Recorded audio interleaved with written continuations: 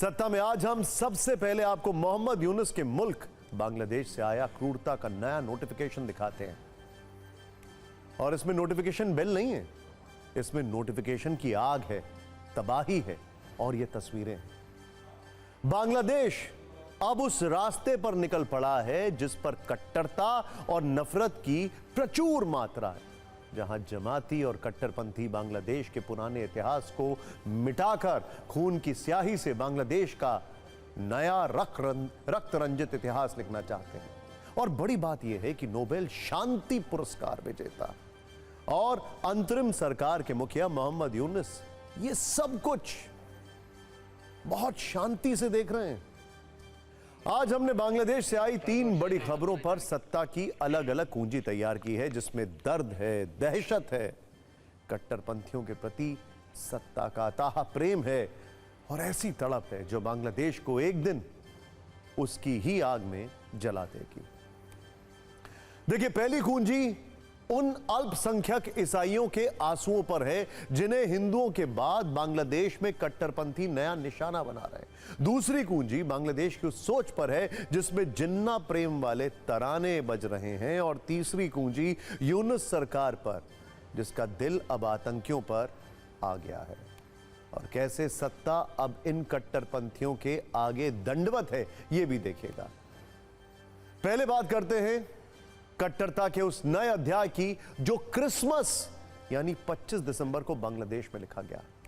अब तक आपने बांग्लादेश में हिंदुओं पर जुल्म और हमले वाली कट्टर सीरीज कई बार देखी होगी। बांग्लादेश कैसे हिंदुओं के लिए नया नरक बन चुका है यह भी हमने आपको सत्ता में दिखा दिया है, जहां उन्हें सड़कों पर दौड़ा दौड़ा कर पीटा गया, घरों में घुसकर मारा गया, मंदिरों पर हमले किए गए। लेकिन अब उसी बांग्लादेश में जमातियों और हिंसा प्रेमियों के रेडार पर सिर्फ हिंदू नहीं है बल्कि अल्पसंख्यक ईसाई भी हैं, जिनके घरों को क्रिसमस के दिन जला दिया गया। जिसके बाद सवाल यह उठ रहा है कि क्या बांग्लादेश में अब सिर्फ मुसलमान ही रहेंगे, क्योंकि अब इस मुल्क और उसकी सत्ता में बैठे लोग शायद इस बात पर आमादा हैं कि 90% मुस्लिम आबादी वाले बांग्लादेश में अब सिर्फ मुस्लिमों को ही चैन से रहने का हक है। यह सोच पाकिस्तान से भी आगे है। यह सोच अब अफगानिस्तान के तालिबान वाली होती जा रही है। इसका नया सबूत बांग्लादेश के एक नए जिले से आया है, जहां क्रिसमस के दिन ईसाइयों के 17 घर जला दिए गए। ईसाइयों पर जमातियों और कट्टरपंथियों का यह आतंक बांग्लादेश के बंदरबन में टूटा। बताया जा रहा है कि जब इन घरों को जलाया गया तो लोग पड़ोसी गांव में क्रिसमस मनाने के लिए गए थे और तभी मौका देखकर कट्टरपंथियों ने 17 घरों को फूंक दिया। और लोगों का यह भी दावा है कि कट्टरपंथी कई दिनों से उन्हें यहां से भगाना चाहते थे और इसके लिए धमकियां भी दे रहे थे। इसकी शिकायत भी की गई थी, लेकिन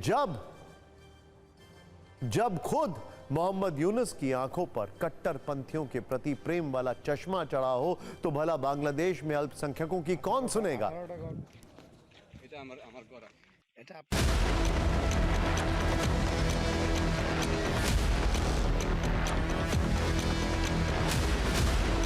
अब आपको यह दिखाते हैं कि कैसे मोहम्मद यूनुस और उनकी सरकार का दिल पाकिस्तान का नाम सुनकर जोर जोर से धड़कने लगता है। तस्वीरें तो आप देख ही रहे हैं। जब बांग्लादेश में शेख हसीना की सत्ता का तख्ता पलट हुआ था तब पूरी दुनिया ने देखा था कि कैसे कट्टरपंथियों ने बांग्लादेश के पहले राष्ट्रपति शेख मुजीबुर रहमान का पुतला हथौड़े से तोड़ दिया था। देश के अलग अलग हिस्सों में लगी बंद बंधु की प्रतिमा को बुलडोजर से चूर चूर कर दिया गया था। और अब उसी बांग्लादेश में पाकिस्तान के संस्थापक मोहम्मद अली जिन्ना के सम्मान में जलसे हो रहे हैं और उन्हें बांग्लादेश का असली जनक बताया जा रहा है। कल मोहम्मद अली जिन्ना की 148वीं जयंती थी। इस मौके पर पाकिस्तान में तो जिन्ना प्रेम वाले तराने बज ही रहे थे और बजने भी चाहिए, लेकिन बांग्लादेश में भी मंगल गीत बजाए जा रहे थे। इसे लेकर ढाका के नेशनल प्रेस क्लब में जिन्ना की जयंती पर कार्यक्रम का आयोजन भी किया गया और इसी कार्यक्रम में यह कहा गया कि मोहम्मद अली जिन्ना की वजह से ही बांग्लादेश का वजूद है। इससे पहले 11 सितंबर 2024 को बांग्लादेश के इतिहास में पहली बार जिन्ना की बरसी मनाई गई थी। उर्दू में जिन्ना की शायरी पढ़ी गई थी। पिछले दिनों शाहबाज और यूनुस की धूर्त नीति वाली तस्वीरें सबने देखी। इसीलिए सवाल उठ रहा है, आखिर बांग्लादेश के मन में पाकिस्तान प्रेम उमड़ने के पीछे का एजेंडा क्या है? अब बांग्लादेश की तीसरी कुंजी में हम आपको यह बताते हैं कि कैसे यूनुस की सत्ता में अब आतंकियों और कट्टरपंथियों के लिए बम्पर वैकेंसी निकली है। आतंकियों को जेल से आजाद करने के बाद यूनुस सरकार अब आतंकी संगठनों के सदस्यों को भी सत्ता में बड़ी जिम्मेदारी देने में जी जान से लग गई है। इसी प्रेम में आतंकवादी संगठन हिज्ब उत तहरीर बांग्लादेश के संस्थापक नसीमुल गनी को देश का नया गृह सचिव नियुक्त किया गया है। और अब इस तरह ये लिस्ट जो है वो लंबी होती जा रही है। बांग्लादेश के अंतरिम सरकार के मुख्य सलाहकार और यूनुस के सहयोगियों में शामिल महफूज आलम का कनेक्शन भी आतंकी संगठन हिज्ब उत तहरीर से रहा है, जबकि इससे पहले जमात इस्लामी से बैन हटाकर यूनुस ने यह बता दिया था कि बांग्लादेश में अब कट्टरपंथियों के अच्छे दिन आ गए हैं। आगे यही लोग बांग्लादेश की नीतियां और योजनाएं बनाएंगे और सेक्युलर विचार वाले लोगों को सताएंगे। बांग्लादेश में सब कुछ शुरू तो साजिश के तहत हुआ था, लेकिन लगता है कि मोहम्मद यूनुस को इसमें मजा आने लगा है। लेकिन यह याद रखना होगा कि यही आग एक दिन बांग्लादेश को जलाएगी और धीरे धीरे म्यांमार बॉर्डर की तरफ से चीजें अब बिगड़नी शुरू भी हो गई हैं।